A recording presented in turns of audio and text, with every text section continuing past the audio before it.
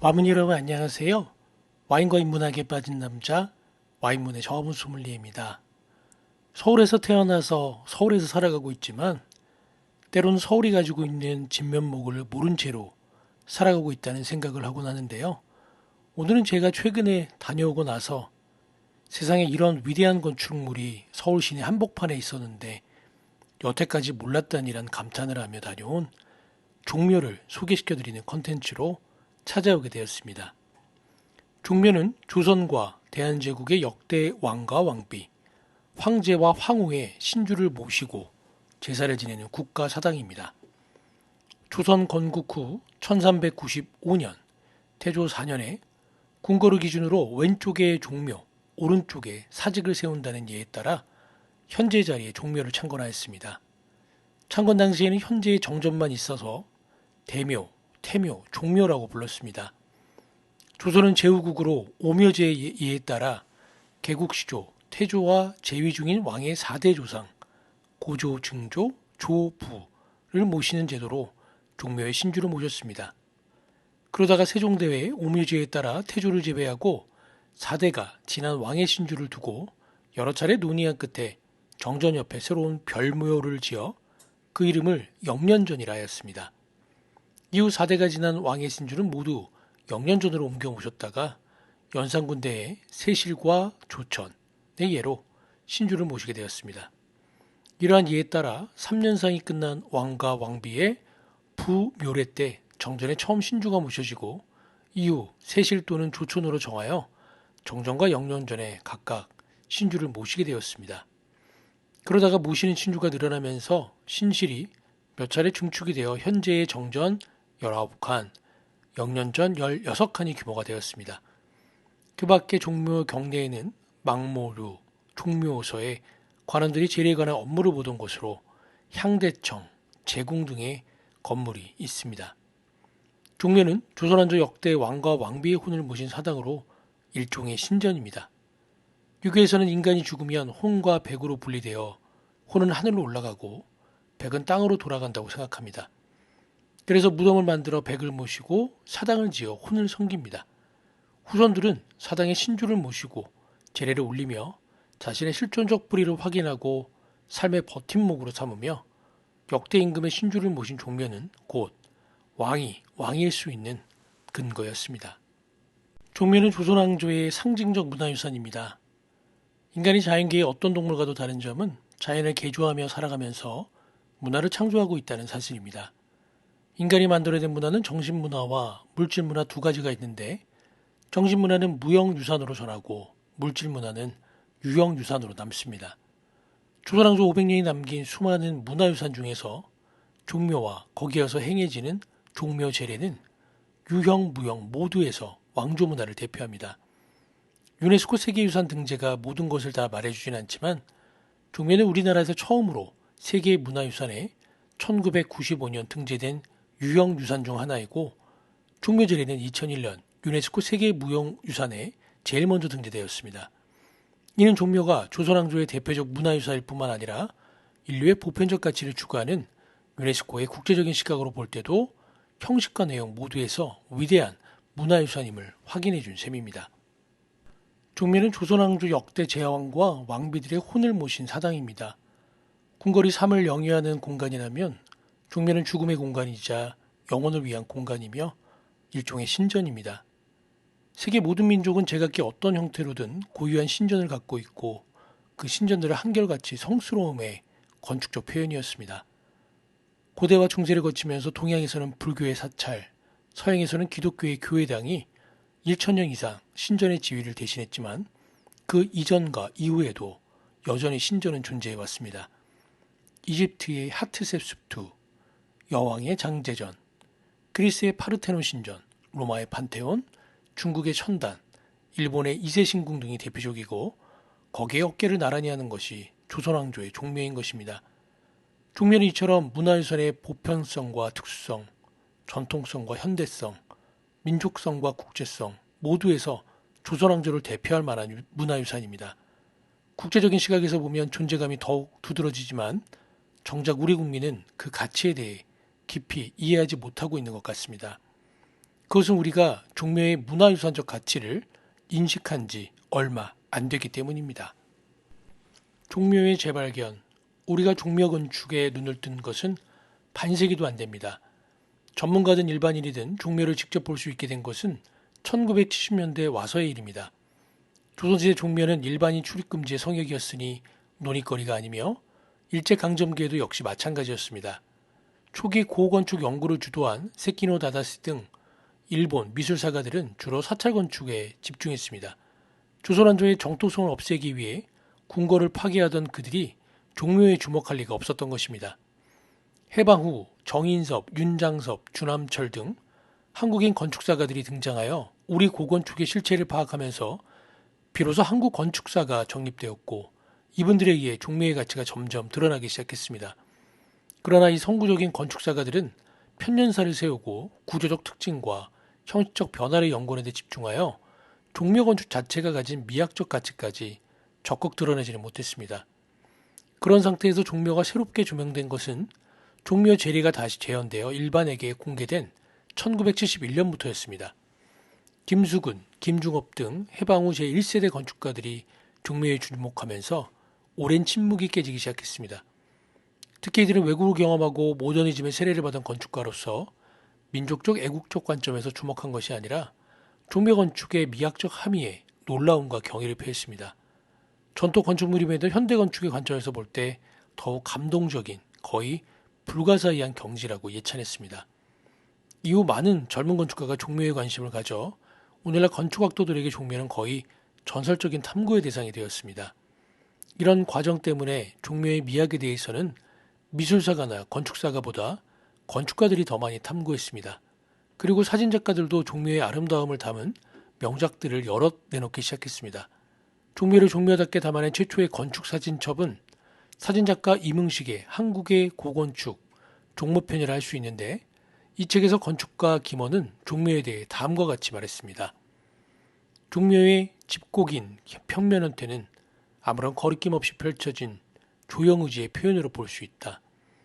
기단은 대문으로부터 점차 높아져서 경건하고 엄숙한 분위기를 만든다. 건물 역시 기품 있는 자세로 그 분위기의 주역이 된다. 이런 건축적 표현과 공간의 구성은 대단히 세련된 솜씨로 그 세련미는 겉으로 뛰어나게 돋보이기보다는 깊은 곳에 감추어져 있어서 그 공간적인 감동을 더욱 영속적인 것으로 만들고 있다. 건축으로서 이런 정밀의 공간을 만들어냈다는 것은 놀라운 일이다. 이것은 어떤 조형의지의 발로이기보다는 영혼의 염원이 격조 높은 솜씨를 통하여 자연스럽게 빚어진 일품이다. 조형의지라는 것은 인간적인 한계를 갖지만 어떤 염원이 만든 작품은 그 한계를 초극한다는 사실을 웅변하고 있다. 건축가 승효상의 고백.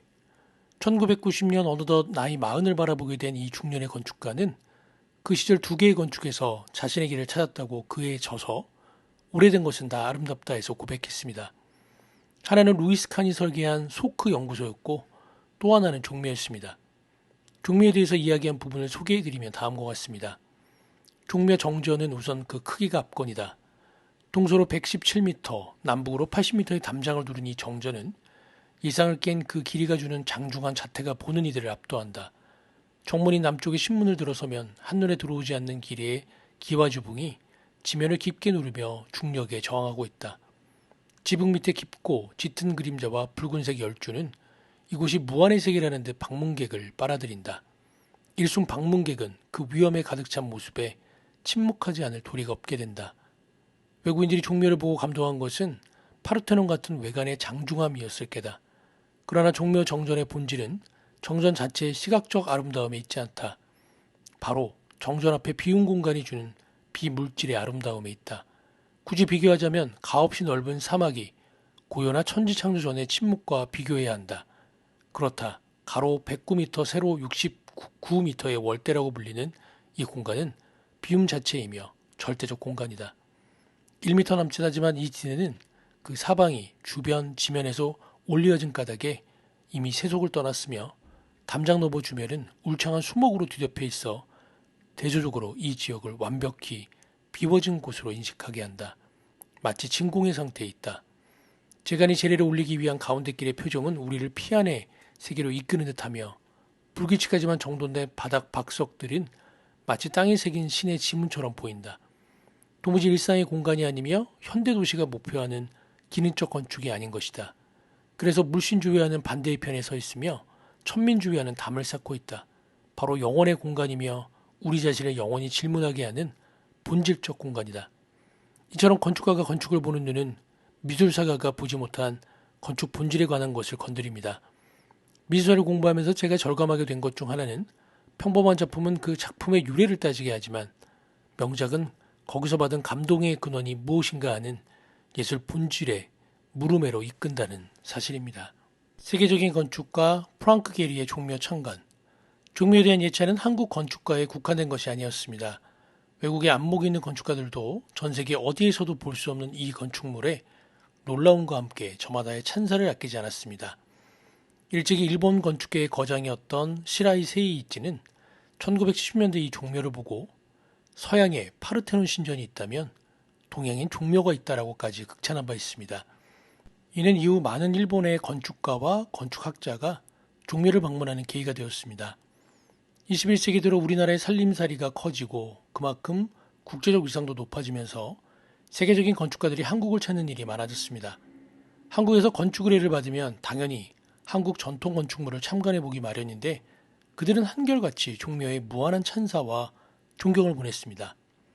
삼선미술관 리움을 설계한 렘 코라스, 마리오 보타, 장 루벨, 뮤지엄상과 본태박물관의 안다 다다오, 동대문 디자인 플라자의 자하 하디드 등이 그들입니다.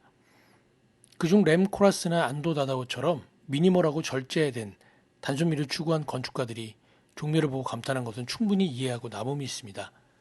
그런데 파격에서는 타의 추종을 불허하는 프랑크 게리가 종묘를 다녀간 이야기는 우리에게 참으로 많은 것을 느끼게 해줍니다. 게리는 스페인 빌바오의 구겐하임 미술관에서 보이듯 스테인리스 스틸과 티타늄 같은 금속 재료를 즐겨 사용하고 사각의 틀을 벗어난 독특한 형태미를 구사하여 때로 악명을 사기도 했습니다.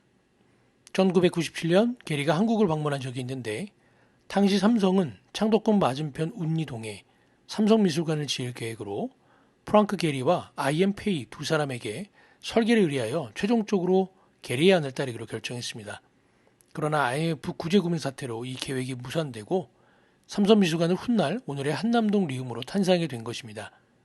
2007년에는 통영시에서 프랑크 게리에게 윤희상 음악당의 설계를 의뢰한 바 있는데 이 또한 계획이 무산되어 그는 아직 한국에 자기 작품을 남기지 못하고 있습니다.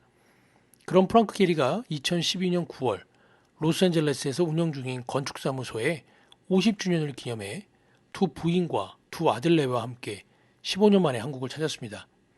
종묘를 다시 한번 보고 싶어 가족여행을 한국으로 온 것입니다. 그때 게리는 가족들에게 이번 여행에서 다른 일정은 다 빠져도 좋은데 종묘 참관만은 반드시 우리 가족 모두 참석했으면 한다고 제3 당부했다고 합니다.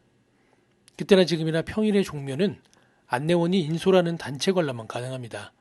그런데 게리는 홀로 여유롭게 이 건축물을 음미할 수 있게 해달라고 삼성문화재단을 통하여 문화재청 종묘관리소에 협조를 구했으며 문화재청의 허락을 얻은 게리는 단체 관람 시작 전인 아침 9시에 가족들과 조용히 종묘를 관람할 수 있었습니다. 2012년 9월 6일 오전 8시 50분 게리 가족은 종묘에 도착하여 안내를 받았습니다. 게리는 안내하러 나온 직원에게 곧장 정전으로 가겠다며 부인의 손을 꼭 잡고 휘적휘적 발걸음을 옮겼습니다. 신문인 남문에 당도하여 정전의 기다란 맛배 지붕이 시야를 완전히 압도하는 순간 그는 문득 멈추어서 마음을 추스르는 듯 기도하는 듯 합장을 하고 머리를 숙였습니다. 그리고는 아주 천천히 고개를 들며 종묘를 감싼 공기의 한 모금조차 깊게 음미하는 듯 했습니다. 이윽고 그가 말문을 열었습니다. 15년 만에 보아도 감동은 여전하군. 소감을 묻는 질문에 그는 조용히 대답했습니다. 정말 아름답지 않은가? 아름다운 것은 말로 설명할 수 없다. 마치 아름다운 여성이 왜 아름다운지 이유를 대기 어려운 것처럼 이곳에 들어서는 순간 누구나 그것을 느낄 텐데. 신문에서 박석이 촘촘하게 깔려있는 월대로 올라가는 계단도 그는 성큼 내딛지 않았습니다. 안내원이 올라가시겠습니까? 라고 묻자 그는 아니 아직은 이라고 답했습니다. 그러면서 큰 며느리에게 말했습니다. 이 아래 공간과 위의 공간은 전혀 다른 곳이란다. 그 차이를 생각하면서 즐기렴. 동양의 목조 건물 중 가장 길다는 정전을 보면서 그는 민주적이라고 했다. 똑같이 생긴 정교한 공간이 나란히 이어지는 모습에서 권위적이지 않고 무한한 우주가 느껴진다는 것이다. 그러면서 이렇게 덧붙였다. 이같이 장엄한 공간은 세계 어디서도 찾기 힘들다. 비슷한 느낌을 받았던 곳을 굳이 말하려면 파르테논 신전 정도일까? 그리고 또 말을 이어갔습니다. 흥미로운 것은 이것이 미니멀리즘이 아니라는 사실이다. 심플하고 스트롱하지만 미니멀리즘이 아니다. 간단한 것을 미니멀리즘이라고 많은 사람이 오해하는데 미니멀리즘은 감정을 배제한 것이다. 하지만 이것에서는 살아있는 느낌이 든다. 당시 이것을 만든 사람들의 감성과 열정이 느껴지지 않는가. 월대를 지나 왕이 출입했던 동쪽 문으로 나아가 거기에서 정전을 바라보며 그는 자신의 사무실에서 건축가로 일하고 있는 둘째 아들 샘에게 말했습니다. 한국 사람들은 이런 건물이 있다는 것을 감사해야 한다. 자기만의 문화를 이해하고 존경하는 것은 참으로 중요하다. 역시 대가는 명작을 그렇게 바로 알아보았습니다. 게리의 건축과 종묘는 정반대의 세계입니다. 형태에서는 복잡한 것과 단순한 것, 재료에서는 금속과 목재, 지역적으로는 서양과 동양, 시간적으로는 현대와 전통, 어느 모로 보나 양극을 달립니다. 그러나 아무리 시대와 나라와 양식이 달라도 대가는 대가끼리, 명작은 명작끼리 그렇게 통하는 바가 있는 것 같습니다.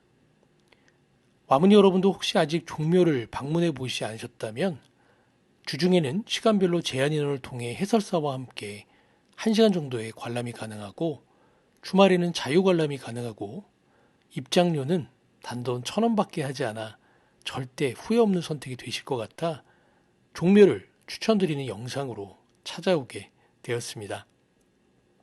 와인과 인문학에 빠진 남자 와인문의 정화봉 소믈리에였습니다.